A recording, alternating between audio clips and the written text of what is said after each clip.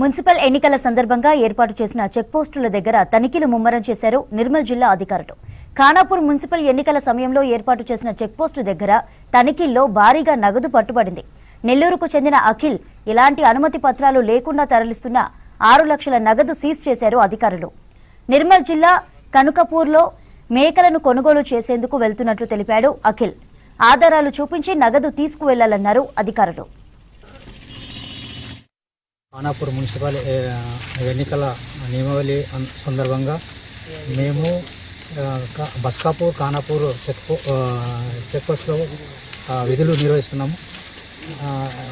ఇందులో భాగంగా ఈరోజు తేదీ 9 నెల్లూరు నుంచి నిర్మల్ కనకాపూర్ కు మేకలు కొనుగోలు చేస్తామని అఖిల్ అనే వ్యక్తి దగ్గర వెహికల్ దగ్గర ఒక 6 లక్షల డబ్బులు దొరికినవి. అవన్నీ ఎలాంటి మేము అడిగినాము, ఎలాంటి ప్రూఫ్స్ అయితే ఇప్పుడు ప్రజెంట్ చూపట్లేదు, ఉన్నాయన్నారు కానీ అది చూపట్లేదు.